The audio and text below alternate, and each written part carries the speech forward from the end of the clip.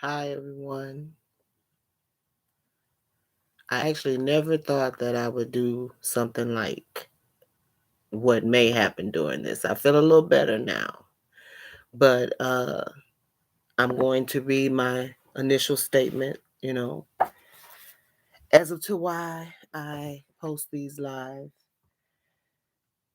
When life is difficult, many people feel alone, believing nobody can truly understand their struggles. But in truth, although the story is different for each of us, we all live with and through the same emotional experiences: pain, joy, passion.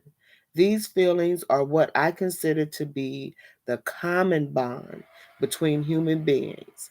It is my sincere desire that a person reading this book realizes that someone else has felt what they have and that they are not alone. Stacy Siegel wrote that. The reason for this impromptu live is I was watching this long soap opera type of thing, and it was on ABC back in 2010, I think it was. And it's gone for 4 seasons. And when I tell you it is high drama, um, but I've been sticking with it. And now I'm down to the last season and down to um, a few of the last episodes. Well, I'm sitting here on my bed and I'm watching this, thinking, wonder why you watching this. Man. And a scene comes up with Jack and Nolan. And Nolan has done something just totally, totally out of his character. Um, Stupid, even as he's a businessman from a business standpoint. I mean, just in every way that you would think that he wouldn't make this mistake. And he sits down on the couch and he says, I guess I just have a blind spot for her. And I'm going to tell y'all, I don't know, I immediately start crying like I am now. And I probably will until I get this. Anyway, he says, I have a blind spot for her. And tears welled up in my eyes. And I finally understood why I haven't had a man in my life since my husband died. And it was overwhelming.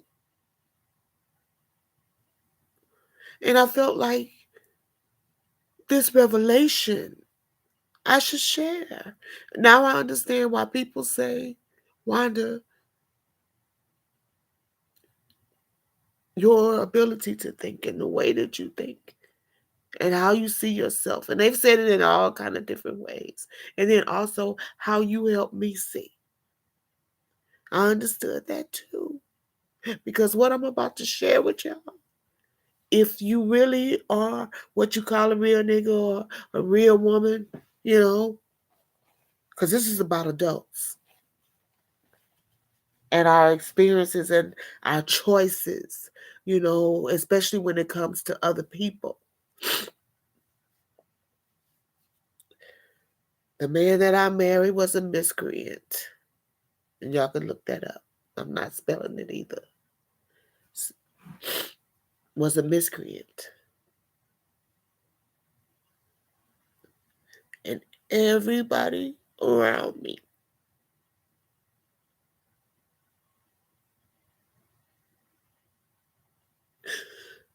tried not to get me to love him.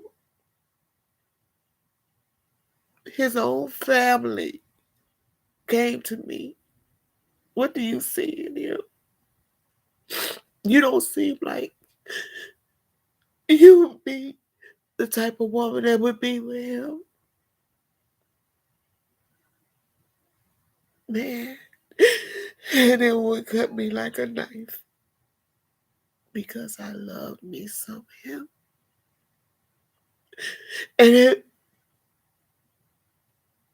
at the time when they would say it, I would hold my head higher and I would fight with my words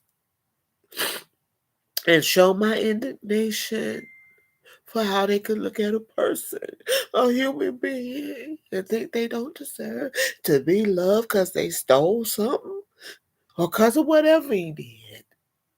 Really. But then I would be, the God voice in me would calm me and say, "One, it's okay. They don't have to understand. It ain't for them to understand what you understand." And this brings me to the point of this video. My miscreant, that nigga that wasn't shit, he had a blind spot for me. He would pick up my nose all the time and how big my lips were. You know, he spared me from talking about my weight because I hated myself so much. He didn't want to join in on the fight. When I walked into a room, I don't care where we were, and he saw me, the look on his face. I saw it the first time he laid eyes on me. Man, I'm telling you, it was like in the fucking movies. You know where the guy does the double take? You know, he see him and he, like at the end of that movie, with Issa Rae, I can't think of the name of it, but that guy, that one little scene, he had that look when he saw, and I saw that, I was like, that's how my baby looked at me the first time he laid eyes on me. And it shocked him because he knew that I saw. And he, instead of just coming to approach me, it knocked him off his cue. And he walked around the dance floor and got up his courage and came and talked to me. And then he told me I had to get up my courage to come and talk to you. And silly me, he met me when I hated myself the most. Even though I could see in him that he saw what was in me, I didn't understand it because I was so convinced all that bullshit that my grandmama told me, the kids I went to school with, other men, ain't nobody gonna want you, all that bullshit. And then just hate myself for my outer appearance, knowing all the time that I was a bright, shining star. Nobody could touch that. I knew that, and he saw that, and he had a blind spot for me. He'd come back and tell me what his friends would say just based on how I looked. And then he would reassure me he didn't care. They don't know. Okay? They don't know. And I would just be. He even told me uh, that he came back. And part of me, I will say this, I felt like, why did he feel like he had to come back and tell me the negative stuff that people said about me? And part of it is because he was a gossip. I come to learn that over 30 years. But the other part of me realized that that was his way of being able to reassure me or to let me know that he didn't care about what other people thought. I think it was a mixture of both of those. And also, by him being in the pen, he believed that it was important to know who was with you and who wasn't, who was for you and who wasn't. Although when I went around those people, I didn't act no different. I still was me because it didn't matter. The reason I don't have a man in my life right now is because I haven't met one with even the potential of having a blind spot for me. I can see men that are attracted to me. I just did a comedy show on Wednesday and asked somebody else what did they think. And then I asked someone else what did they think about the show. And they basically, didn't answer the question, but they wanted to know, was what I said true?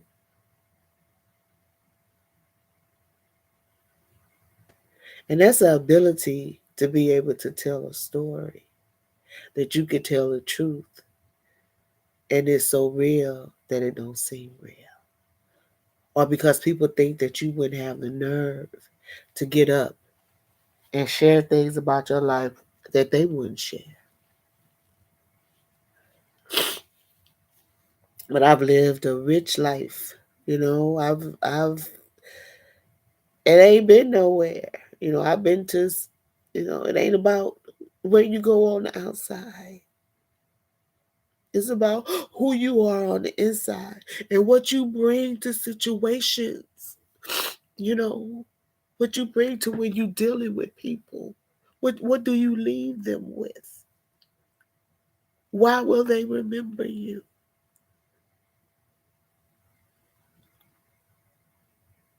Man, I, I don't want no fuck buddy. And I don't want nobody to complete me. I'm good. Okay. And I ain't looking for no soulmate. I came here with my soul. You don't have to match my soul.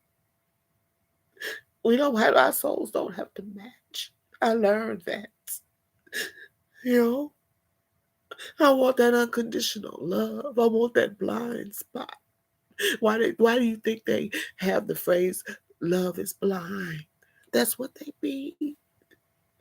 That person, I might have a little attitude. I might be a little moody, you know. I'm not real domesticated, but I know how to love. And it ain't about how I look, how I dress up, you know. It ain't none of that. It's about who I am. See me. Close your eyes and see me. Or find that blind spot where you can't see me. The me that nobody else wants to see. The me that you see. So it's okay if you don't have somebody in your life, especially if that person don't really see you. What's the point? You just got somebody that's there for whatever reason they there, but it ain't about you. And you know the difference. You know the difference.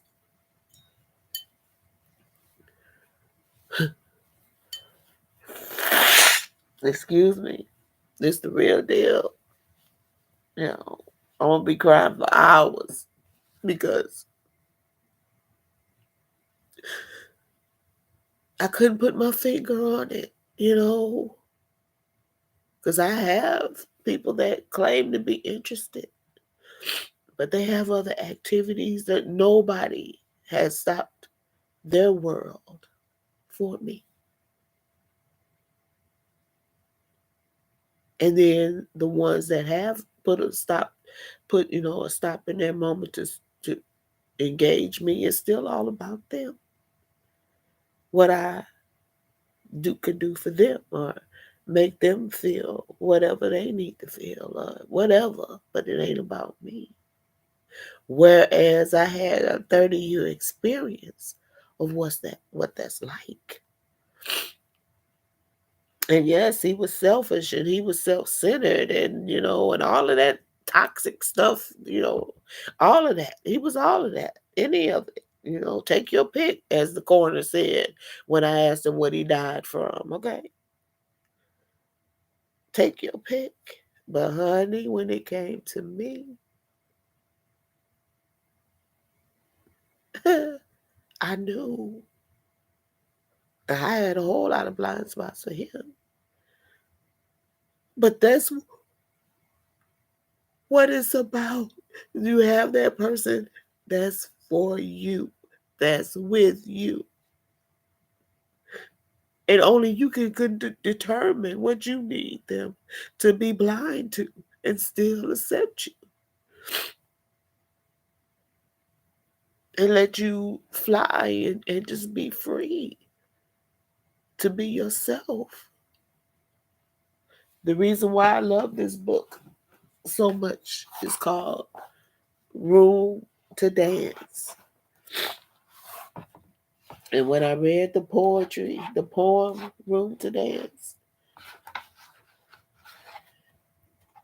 it was another one of the kind of moments that I'm having now. Where I go into this crying drag and release because it brings such a revelation.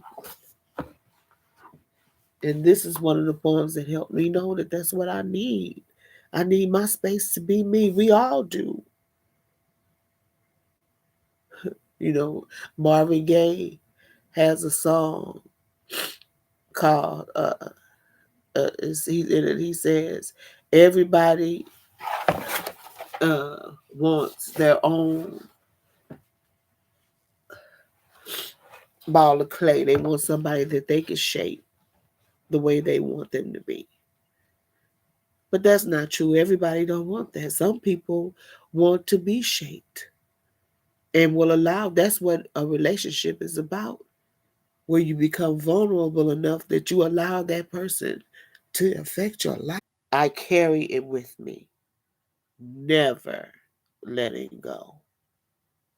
Circumstances, clutter, infinite excuses why what I have is not what I want.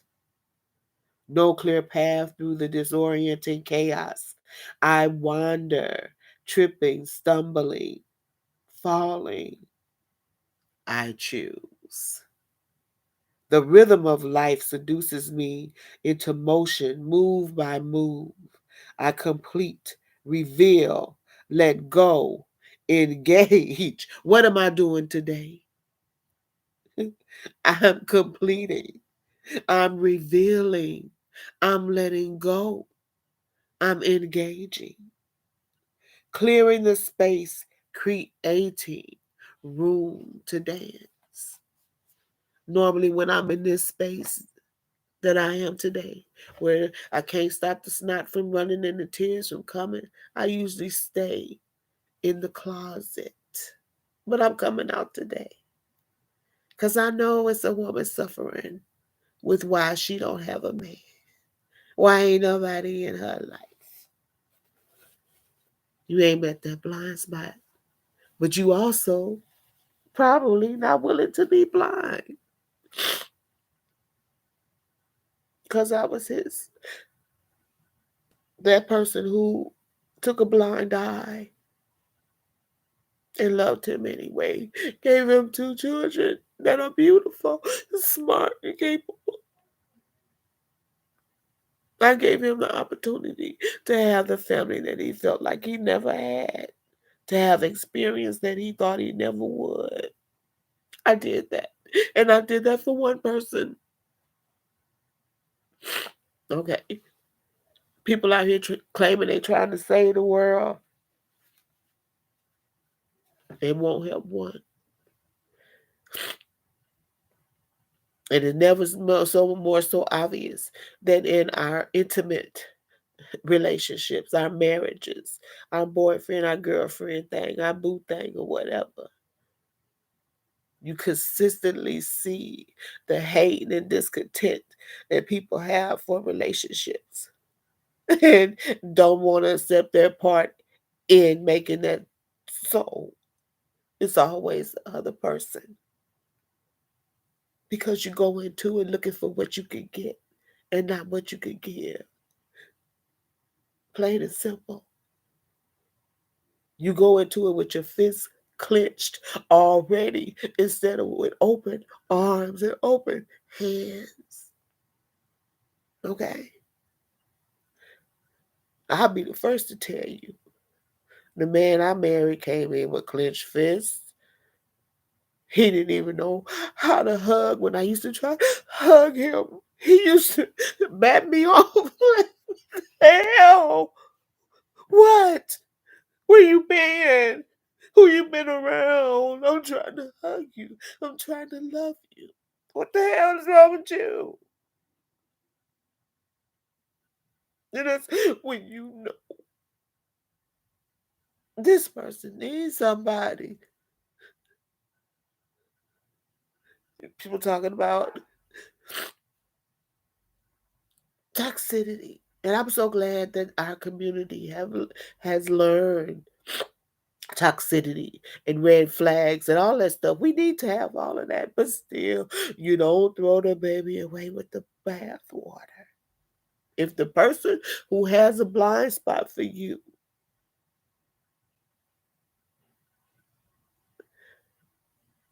I'm not gonna say that.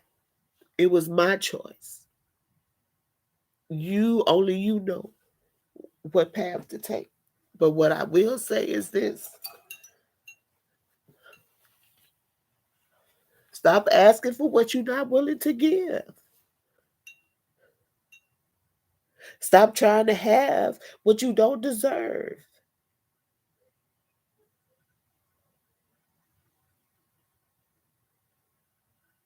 You see that all the time. But what I need to deal with somebody that will send me a text, what you doing? I got $2,500 worth of bills and I ain't got time to be.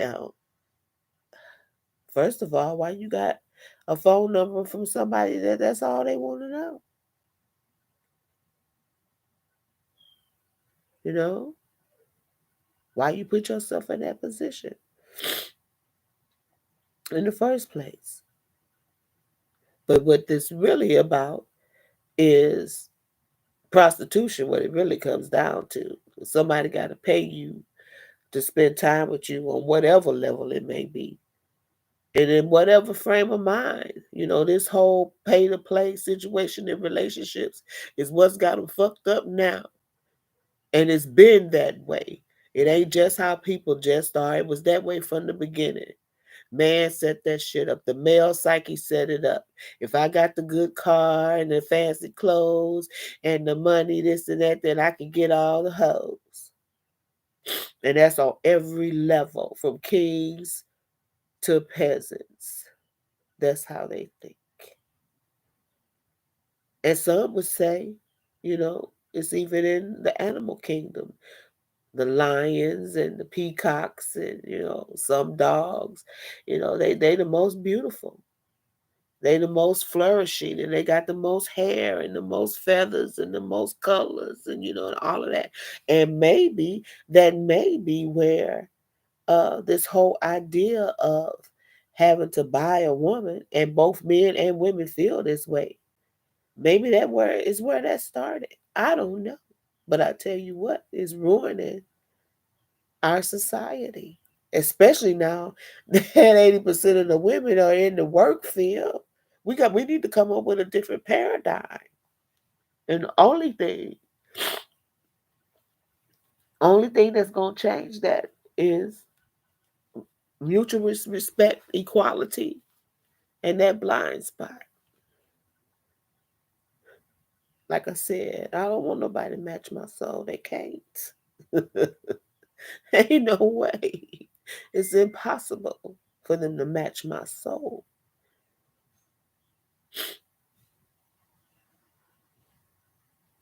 But what they can do is have such a regard for me that they respect it and they let me be, who I am and manage my soul how I need to manage it. Not want to control me and dominate me or lie to me, mistreat me. I'm worthy of their time and their understanding, their perspective, you know, their attention.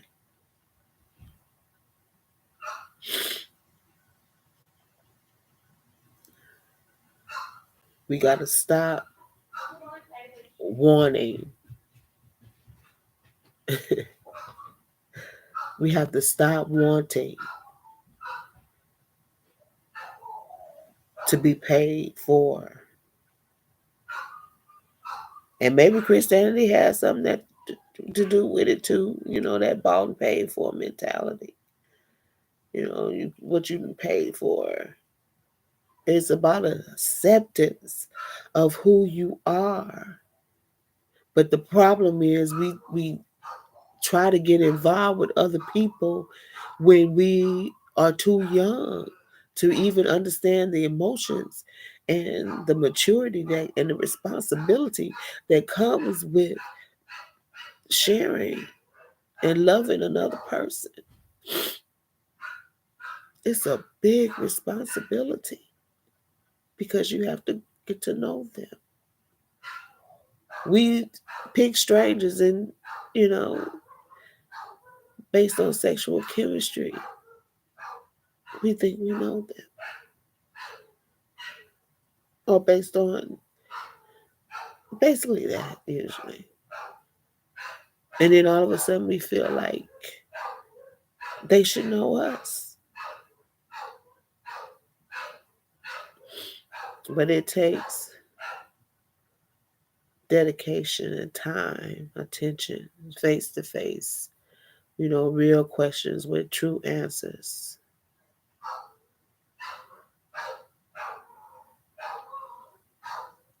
My husband was not always honest with me, but the stuff that he lied to me about was the stuff that, got his ass into jail. But his feelings for me, he couldn't lie about them if he wanted to. It was written all over his face. Every time I came in the room, let me tell you how lucky I was to have the man that I had. I come in the room and he look at me, give me a big smile, and he would get an erection. And I just felt so honored. Ooh, child. 30 years later. Okay. Man. Yes, that puts a smile on my face. Because the smile was first. The smile and the glow, it came first. But by the time I get across the room to him, in the bed or wherever he was. But then, it was also in the way that he would hold me. It was like he just could not get enough of me. Like he was trying to melt into but man, that's the best feeling in the world. And sometimes he would say that, you know. And I just feel so grateful to have had that experience and to know, that 7 years later and he's gone, that the love that I developed for him was based on the love that he developed for me and the acceptance that he afforded me.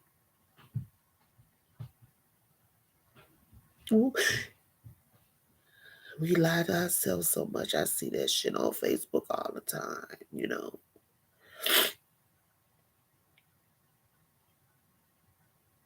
And no, I'm not one to believe that, you know, having another person in your life is always beneficial. But if it's the right person and you getting the right fuel that you need from, the work that you guys do together, whatever that may be, and even if it's not the ideal situation as far as the circumstances, just having that energy, that for you energy, gives you that fortitude, that extra vitamin C, that extra vitamin A, D, and whatever the cereal. I'm busy.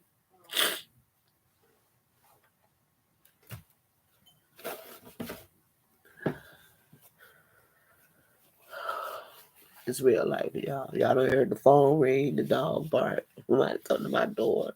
But I'm telling you, I'm not the only one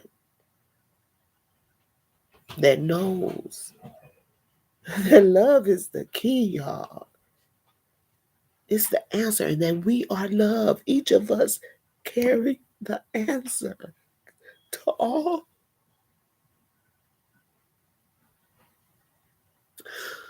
Oh, Lord have mercy. Each of us possess the key to peace if we would only love.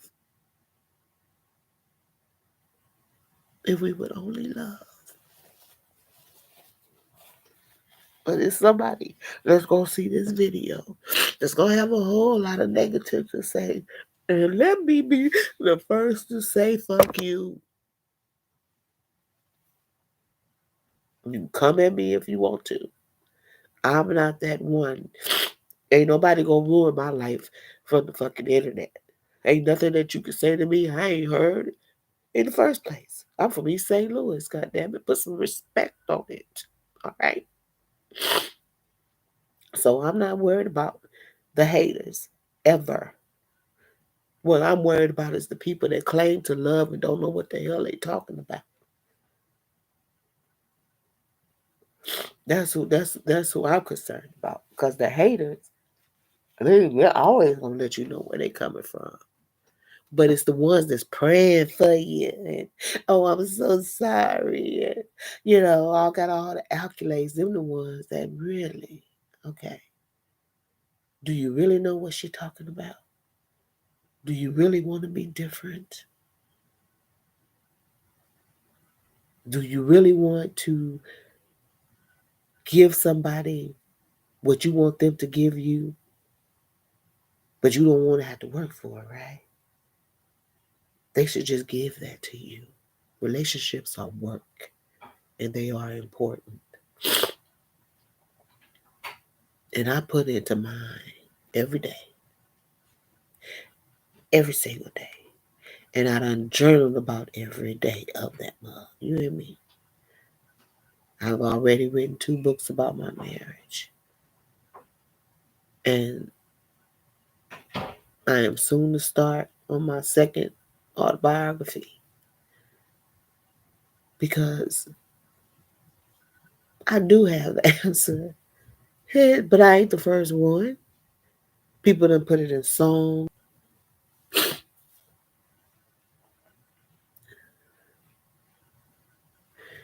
Yes, they have put it on songs, wrote books about it. It's the number one topic.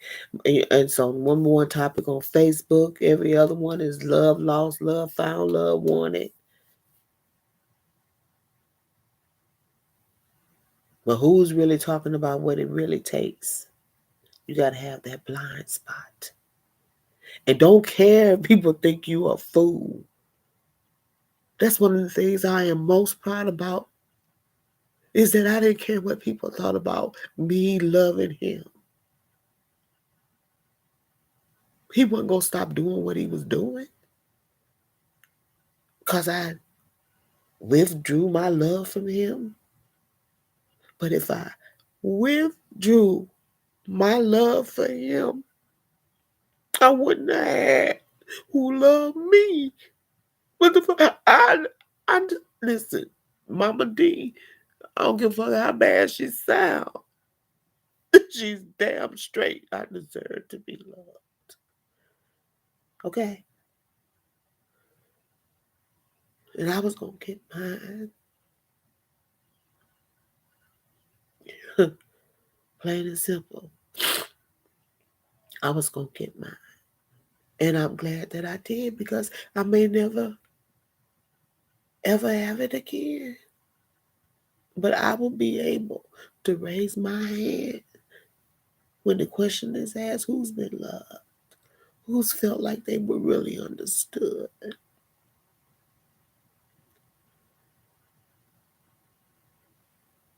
Who had a person in their life that they felt was behind them 100%, minus 50, depending on what bullshit he was on.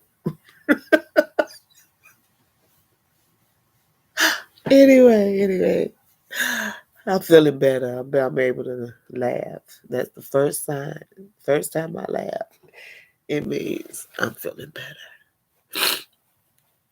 So with that said, I have said what I needed to say. I hope someone benefits from this. If it plays, it stops several times, so we'll see. And hopefully I'll get some comments, that can start a real discussion worth having and not all this old bullshit that's out here, you know? Let's just talk about what it's really about. People want to get next to love without getting involved. Life is messy. I don't care how much money you got, who you know, where you were born, where you live, what kind of job you have.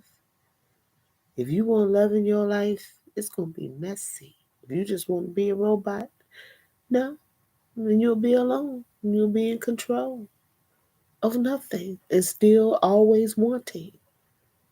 No, I did not. And I still do not believe that I had to go through all I went through, to come to this revelation, but I have to accept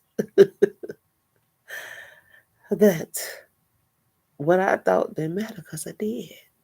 Because I'm telling y'all, when I saw Nolan say to Jack, I guess I just have a blind spot for her. The tears came up in me so fast, it took my breath away.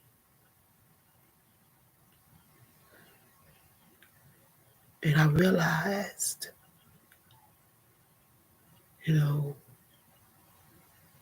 you have to be willing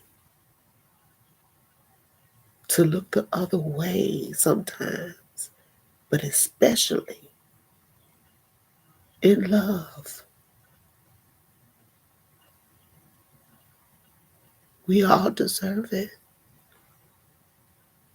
because we all are it. We all have that capability. And it wasn't just about him, what he did for me. It was what I did for him. He never, ever thought that he could receive the kind of love that he received from me. And when we were at his funeral, and his cousin came up to talk to me and my daughter, and he was asking about him being sick or whatever, and we told, our little stories, our experiences of, what was going on. And that nigga stood in front of us and said, y'all spoiled him. Well, what the fuck was we supposed to do? We loved him, and he was dying. What the hell is wrong with you? Ain't nobody. What? I mean, that's just insane to me. What is wrong with you? And this is your blood. I just met the nigga on the street. It's the only person in his life other than his sister and his mom. showed him the hell. You think to yourself, what? You can't spoil a dying man? Motherfucker don't have no legs. Barely use his arm. That ain't spoiling shit. Because believe me, he would have much rather been able to get up and walk out of this motherfucker and go to the boat. Shit.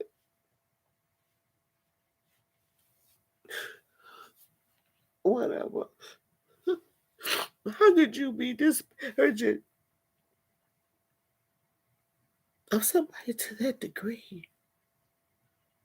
And that's why I know he was supposed to speak at the funeral, but he didn't. And I knew from the beginning he wasn't because he's a coward and a hater. The hell you gonna be mad because your disabled cousin? What the hell? It's being taken care of. What the fuck is wrong with people? Oh, but had I not took care of him, then it really, but it was a problem that I did take care of him. His family, some of his family don't talk to me to this day for whatever reason. But one of them around when he was losing his arms and his legs and vomiting and shitting on himself and all, that was me. So do I give a damn?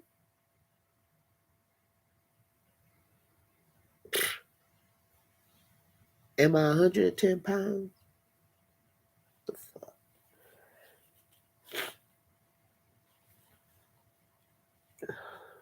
We have to open our eyes. This is a message. And from me, from the life that I've lived, and I wouldn't do it no different, but I wouldn't do it again. Period. I ain't coming back. I ain't coming back. My soul will be at rest. My spirit will be free. And even in that spirit, I'll be spreading love. I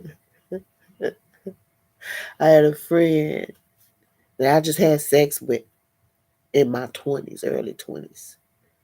You know, and he calling me and carrying on, playing his little games or whatever. And I didn't start fucking with you till I started fucking you. And that wasn't even a good 2 years.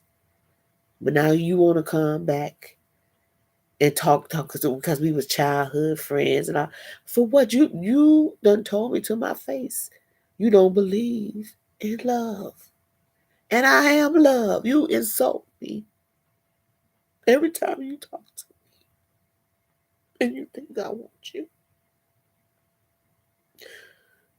Leave me alone, nigga. Go on. What the hell? It just don't make sense to me. And for those of you who don't know what that you're loved, shame on you. You focusing on the wrong thing. You got the power. Each of us have the power to be the change that we want to see in this world. And it starts with a loving, open, objective point of view. So y'all know I ain't talking to the white folk. I should say that, but it's the truth. Because they look at us and just because of the color of our skin, we ain't shit. Man, what a waste. What a waste. Because you ain't had no friend till you have a black friend. Okay. It's just, I'm looking for that blind spot. And I'll know him when I see him. You know, I know him when I see him. I done had the overlookers. Oh, I could overlook she ain't thin. Or I could overlook her, she don't have no hair. I could overlook, I could overlook. But honey, the moment they see me, they ready to go. Because I ain't easy. Shit. And I ain't lying to myself and I ain't gonna lie to nobody else, but I'm worth it. Because it's 100% guaranteed over here. And it ain't even about matching what you do. What I do will be suffice for you. Okay? What I choose to give you, what I pick out of my little bag of tricks and say I want to do for you, you're going to be happy. Plain and simple. Because I'm going to get to know you. I'm going to ask you questions about you. I don't want to hear about your job. I don't want to hear about how much money you make. I don't want to hear about your credit score. I don't even want to hear about your mom and daddy, until I find out who you are. And then we could deal with all that other stuff. We got everything backwards in this world, you know. You see the little memes, find out the credit score, and then you take your black ass to the bank with an 800 credit score and they still turn you down. Then what? Whew. Whatever. It ain't about none of that. It's about who you are at your core. What kind of person are you?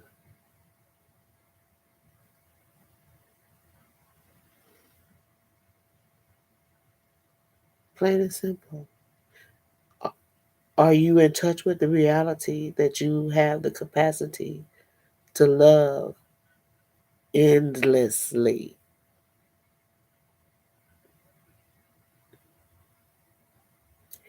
Endlessly.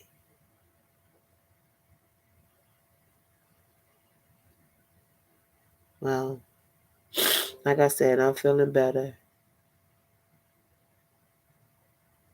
It's time for me to go.